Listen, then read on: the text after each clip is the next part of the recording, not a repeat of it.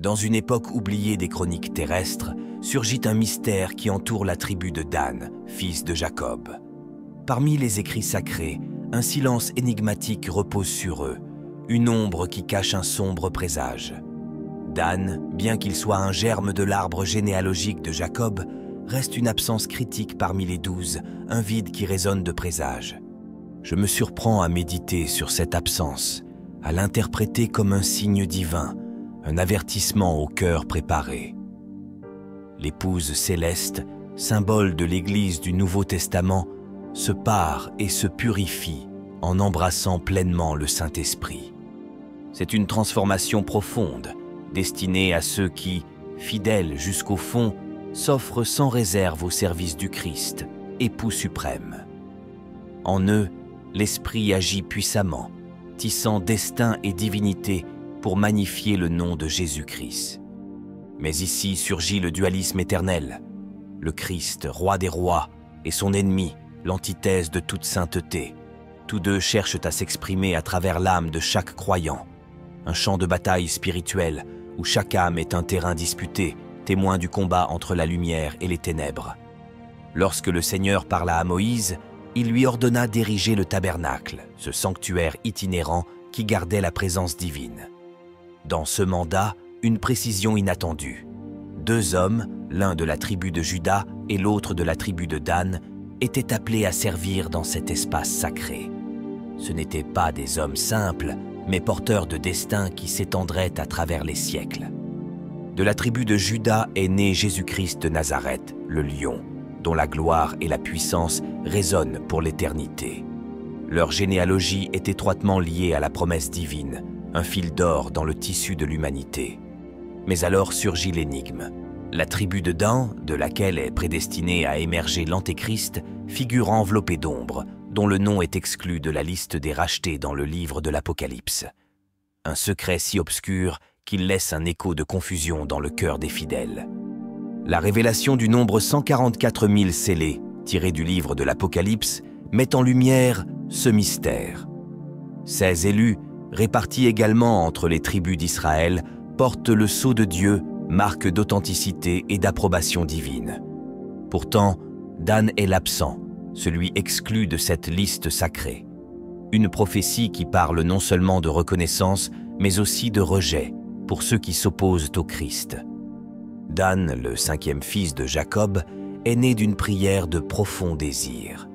Son nom, qui signifie « Dieu a jugé », reflète le jugement divin et la gratitude pour un cadeau tant attendu.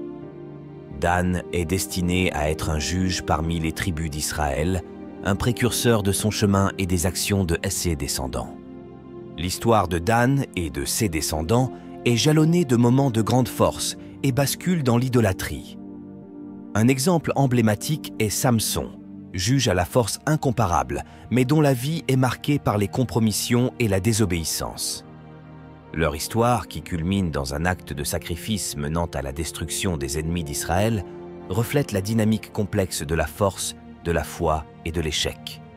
Avec l'octroi de la terre promise, la tribu de Dan reçoit une partie côtière, mais son échec à expulser complètement les Cananéens les conduit à chercher de nouvelles terres.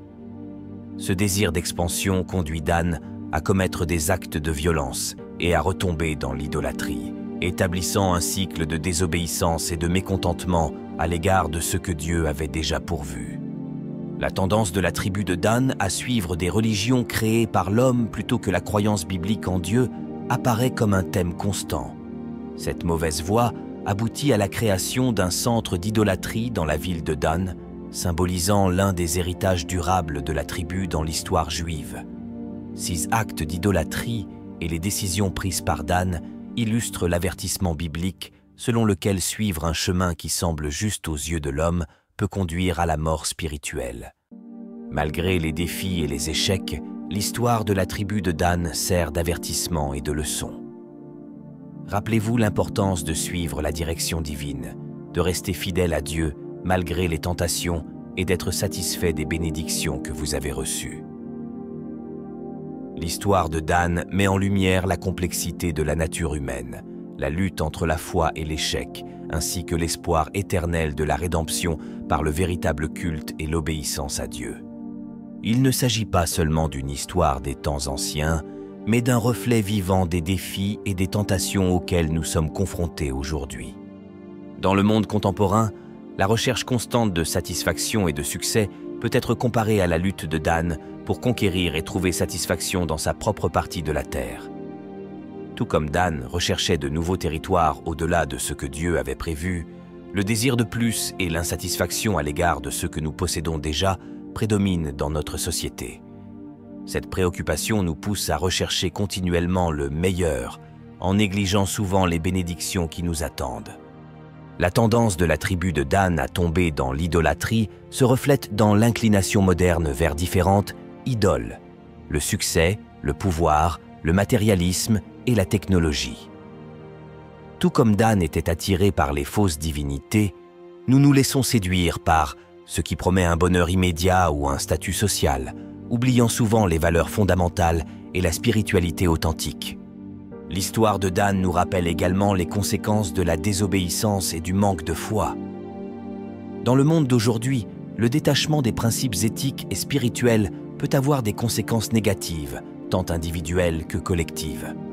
La poursuite par Dan de la gratification personnelle au détriment de l'intégrité et de la justice reflète l'éloignement de Dan des enseignements divins. Il ne s'agit ni d'un jeu de préférence céleste, ni d'un acte de discrimination arbitraire. C'est la manifestation de la vérité ultime. En dehors de Jésus-Christ, il n'y a pas de salut. Le Père, dans son infinie sagesse, n'a choisi qu'un seul Fils parmi toute l'humanité, reconnaissant en lui seul le chemin de la rédemption. L'essence de l'antéchrist dans le monde moderne peut être vue dans l'idolâtrie croissante du consumérisme, dans l'individualisme effréné qui place le je au-dessus du nous, dans la perte du sens de la communauté et dans l'érosion des valeurs éthiques et spirituelles. Ces phénomènes peuvent être considérés comme des manifestations de l'antéchrist dans la mesure où ils détournent l'humanité de ses principes moraux et spirituels, conduisant à une société plus fragmentée, inégale et superficielle. De même, la tendance à suivre les faux prophètes modernes qui peuvent prendre la forme de dirigeants charismatiques, de mouvements idéologiques ou même d'une utilisation déformée des technologies et des médias sociaux peut être comparée à la prédisposition tribale de Dan à l'idolâtrie.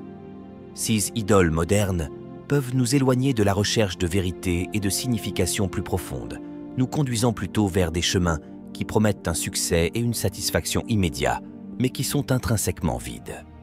Le concept de l'antéchrist comme présence déjà parmi nous invite alors à une réflexion critique sur la façon dont nos actions, nos choix et les valeurs que nous promouvons contribuent à la construction d'un monde qui reflète les principes de justice, d'amour et d'unité, plutôt de ceux de la division et du mal. Il invite chacun à réfléchir à ses propres responsabilités pour contrer les forces de l'antéchrist par des actions positives, promouvant la paix, la compréhension et la solidarité humaine. Si vous avez aimé la vidéo, commentez Amen. Que Dieu te bénisse.